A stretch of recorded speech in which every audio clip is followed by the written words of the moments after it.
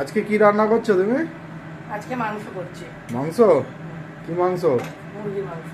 চলো রান্না করো, আমরা দেখছি। দেখি তেল যাচ্ছে। আচ্ছা, তেলের মধ্যে একটুখানি নুন দিয়ে দিয়েছি আর একটুখানি হলুদ দিয়ে দিয়েছি, দিয়ে আলুগুলোকে একটু ভেজে নেব। আলু দিলাম, একটু পেঁপে দিলাম। পেঁপে দিলে না মাংসটার স্বাদটা খুব সুন্দর আছে জানেন। আমি পেঁপে দিয়ে 2-3 বার করেছিলাম, আমার একটা বন্ধু রেসিপি দেখে সেটা দেখলাম খুব ভালোই হয়েছে খেতে। ওই জন্য আমিও কী করলাম, যে পেঁপে দিয়ে দেখি একবার করে, তাহলে কি ভালোই লাগছে, তো আমিও আজকে একটু পেঁপেই দিলাম। দিয়ে মাংসটাকে আলুগুলো একটু ভেজে নিই, পেঁপেটাকেও তার সাথে একটু ভেজেই নেব।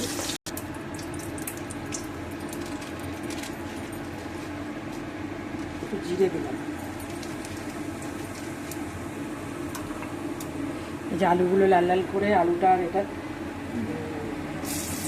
পেঁপেটা কেটে রেখেছিলাম, লাল লাল করে ভেজে নেব।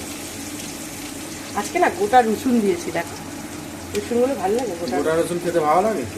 খেতে খুব ভালো লাগে। এই রসুনটা আমি দেখিনি কোনোদিন, এই প্রথম দেখছি। এক কোয়া রসুন। হ্যাঁ, প্রচুর গরম নাকি বলে? হ্যাঁ বলে তো, এই শীতকালে খাই এগুলো। হ্যাঁ হ্যাঁ হ্যাঁ, এটা ঠিক। এর সাথে সাথেই আদা রসুনটা দিয়ে দেবো।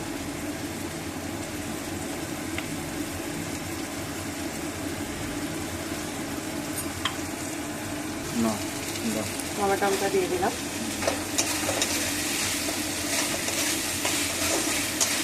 টমেটোটা দিয়ে ঠিক করে এরই মধ্যে না মাংসগুলোকেও তুলে দেবো। মাংস আর তাহলে একদম ভাজা ভাজা মতো হয়ে যাবে।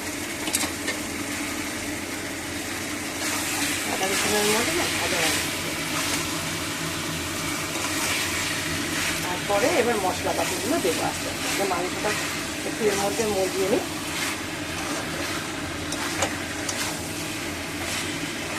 আপনারা কীরকম বাড়িতে করেন আমাকে কিন্তু অবশ্যই কমেন্টটা করে জানাবেন। আর যদি আমার কোনো ভুল হয়ে থাকে, যে এইটা দিদিভাই আপনি দিতে ভুল করেছেন বা এরকম হয় না, আমাকে একটুখানি জানাবেন।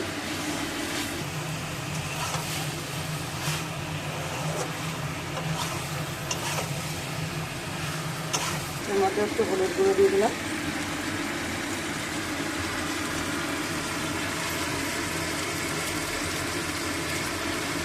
লঙ্কা গুঁড়ো দিয়ে দিলাম। লঙ্কাটা তো দিতেই হবে, আজকে কাঁচা লঙ্কা দিয়ে দিই, আজকে শুধু এই করে দিই। আমার রান্নাঘরটা কিন্তু আপনাদের মতো অত সুন্দর সাজানো নেই। আমি আমার মতো করে রান্না করি, তো তাড়াহুড়ো করে রান্না করি। আমি আমার মতো করে সাজিয়ে দিই, হাতের সামনে যেটা তাড়াহুড়ো করে পাই সেটা দিয়েই একটা রান্না বানিয়ে দেয়।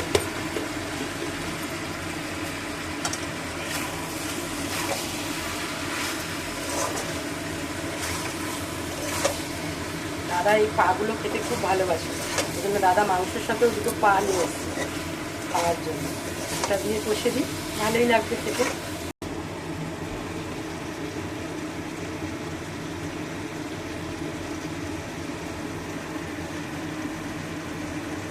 এটা হালকা হালকা করে জলটা মরুক, এটা খুব সুন্দর দেখতে। রসুনগুলো দিলাম, আলুটা আর এটা দিয়ে দিলাম লাস্টে। হ্যাঁ, পেঁপেটা আর আলুটা দিয়ে দিয়েছি লাস্টে। ধনে পাতাটা দিয়ে আর নামিয়ে নেবো, জানো।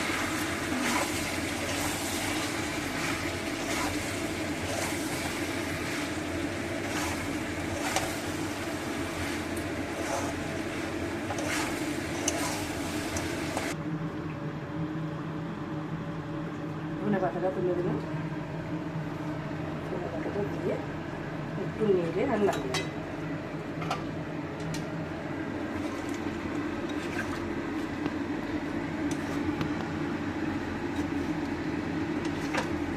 আমার আলুগুলোও সেদ্ধ হয়ে গেছে।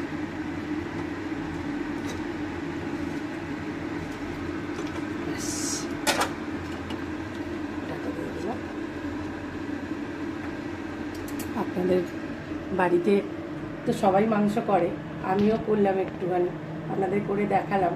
যদি আপনাদের ভালো লাগে তাহলে আপনারা আমাকে একটা লাইক, কমেন্ট, একটা সাবস্ক্রাইব করে দেবেন। ধন্যবাদ।